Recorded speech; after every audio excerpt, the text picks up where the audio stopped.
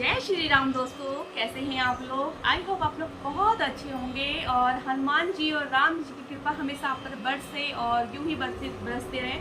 आप लोगों की दुआ से मेरा बेटा अभी ठीक है, अभी वो सो रहा है।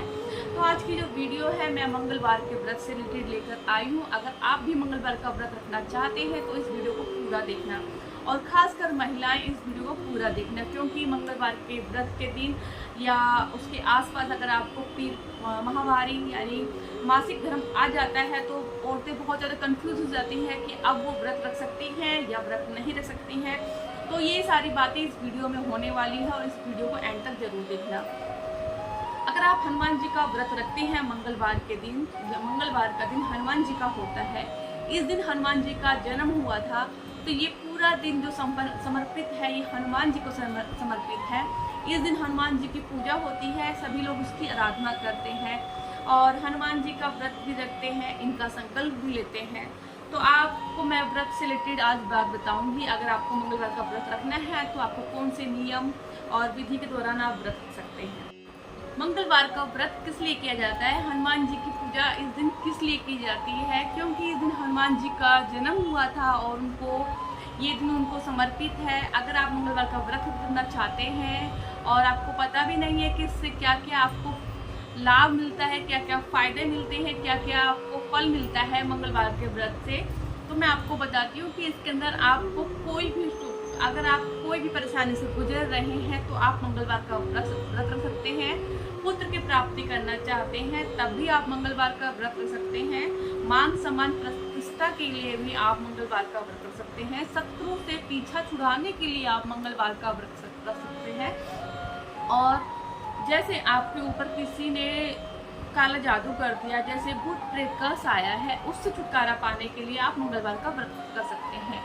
मंगलवार व्रत का आपको बहुत ही लाभ मिलेगा, बहुत ही अच्छे फल मिलेंगे। आप किसी भी दौर से गुजर रहे हैं, अगर आप बहुत ही आर्थिक संकट में फंसे हैं तो आप मंगलवार का व्रत रख लीजिए, आपके सभी संकट जरूर दूर होंगे।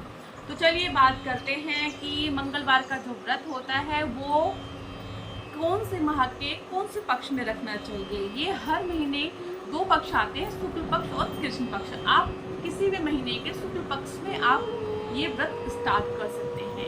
इस व्रत को स्टार्ट करने के लिए आप पहले संकल्प लेंगे कि आपको कितने दिन का व्रत रखना है। 11 दिन, 21 दिन, 51 दिन, 1 साल, जितने भी दिन का आपको व्रत रखना है, आप हनुमान जी के आगे संकल्प ले लेंगे कि मैं इतने दिन का मैं व्रत रखूंगा और अपनी मनोकामनाएं उनके आगे बोल देंगे। जो भी आपकी मनोकामना है आप उनके आगे बोल देना। और उसके बाद अपना व्रत स्टार्ट करने के लिए जैसे नियमित रूप से आप मॉर्निंग में उठते हैं, आप नहा धो के नित्य कर्म करके हनुमान जी के मंदिर में जाकर, या आपके घर में मंदिर है, मंदिर वैसे सबके घर में होता है, किसी किसी के घर में नहीं भी है, मुझे पता है, कमेंट मुझे आते हैं।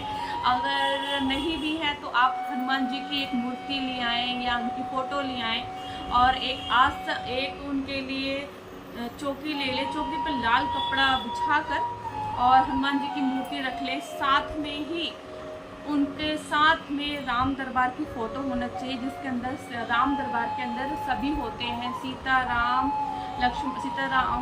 लक्ष्मण जी, हनुमान जी सभी होते हैं, क्योंकि हनुमान जी के साथ राम दरबार होना बहुत ही आवश्यक है। या आप नहीं ला सकते राम दरबार की फ़ोटो तो आप एक फ़ोटो लेकर आए हनुमान जी के, जिनके सीने में राम जी विराजमान हैं, वो भी ले सकते हैं। तो चलिए मैं आपको बताती हूँ आपको पूजा कैसे स्टार्ट करना है। आपने नहा धो के नित्य कर्म करके आपको सबसे पहले आपको मंदिर अपना स्वच्छ कर लेना है, साफ कर लेना है, गंगा जल छिड़क लेना है और उसके अंदर हनुमान जी के लिए चमेली का तेल और उनके लिए संतरी कलर का सिंदूर होता है, वो लेकर आएंगे आप और चमेली के तेल और सिंदूर से उनको टीका लगाएंगे। पहले ज्योत प्रज्वलित कर लेंगे, फिर उनको टीका लगाएंगे। महिलाएं बिल्कुल हनुमान जी को नहीं छुएंगी, वो दूर से ही हनुमान जी के जहाँ पे पैर होते हैं, उनके चरण होते हैं, नीचे ही हल्का सा टीका लगा देंगी और सभी देवताओं को टीका लगाएंगी। और अगर आपके पास जनेऊ नहीं है, हनुमान जी को जनेऊ अर्पित करना है तो 7 बार कलावे को 7 बार ऐसे करके उनको वस्त्र आप अर्पित कर सकते हैं। हो सके तो मंगलवार के दिन आप हनुमान मंदिर में जाके उनके लिए चोला चढ़ाएं। चोला दोनों चढ़ा सकते हैं, महिलाएं भी पुरुष भी। लेकिन कंडीशन ये है कि महिलाएं अपने हाथ से बिल्कुल ना पहनाएं चोला। चोला पहन के हनुमान जी बहुत ही परेशान हो जाते हैं, तो महिलाएं बिल्कुल ना पहनाएं। और पुरुष तो पहना सकते हैं, महिलाएं नहीं पहना सकती। अगर महिलाएं भी अर्पित करना चाहती हैं चोला, तो वो पंडित के द्वारा हनुमान जी को चढ़वा सकती हैं। वो अगर पंडित जी को बोल देंगे कि मेरे को ये चोला चढ़ाना है, तो आप वो चोला चढ़ा सकते हैं। पूजा स्टार्ट करने से पहले आपको दीवा प्रज्वलित कर लेना है, सभी देवताओं को टीका लगा लेना है, और उनके भोग के लिए आप सुबह किशमिश भी चढ़ा सकते हैं या अन्य भोग लगा सकते हैं, जैसे कि चना हो गया, गुड़ हो गया, मिश्री हो गया। और जो चने हैं नमक के बिल्कुल नहीं चढ़ाना, क्योंकि इस दिन जो है ना नमक का सेवन बिल्कुल नहीं करते हैं, नमक वर्जित होता है। आप एक टाइम मीठा भोजन खा सकते हैं, वो भी शाम के टाइम, शाम की पूजा के बाद।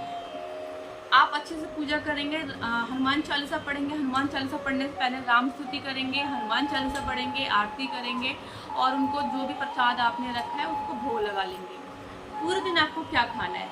पूरे दिन आपको सिर्फ चाय पी सकते हैं, आप फल खा सकते हैं, और साथ में जैसे चाय के साथ में आप मखाने का लावा, या मखाने के लावा के साथ साथ में आप मूंगफली खा सकते हैं, जो घी में भुना हो, देसी घी में भुना हो, वही आप सेवन कर सकते हैं।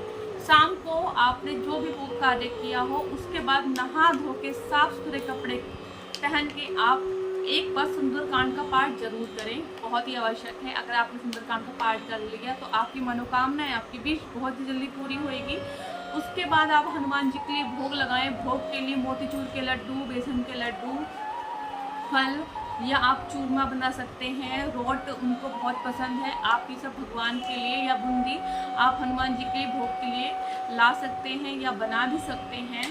जैसे कि मैं बनाती हूँ हर मंगलवार के लिए, क्योंकि मेरे हस्बैंड 2 साल लगभग उनको होने वाले हैं मंगलवार का फास्ट करते हुए।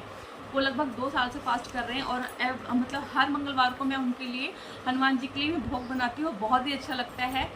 जैसे कि मेरे को अच्छा लगता है, अगर आप भी एक बार भोग बनाएंगे अपने हाथ से, तो आपको भी बहुत अच्छा लगेगा। आप खुद का खुद हर मंगलवार को बनाने लगेंगे।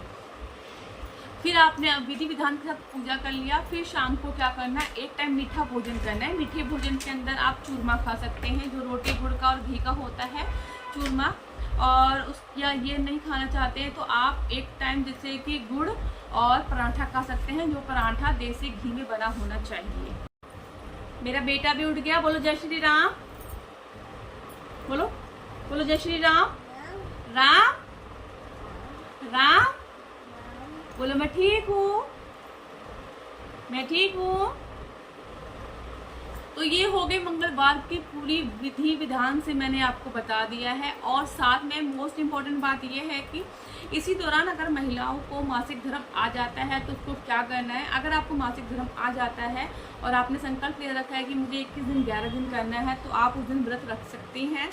बट कंडीशन आपकी ये है, शर्त ये है कि आप व्रत के दौरान, व्रत के मतलब महामारी के दौरान अगर आपको मासिक धर्म हो रहा है, तो उसमें आपको हनुमान जी को बिल्कुल नहीं छूना है, और साथ में मंदिर में पूजा बिल्कुल नहीं करना है, जोत बिल्कुल नहीं जलाना है।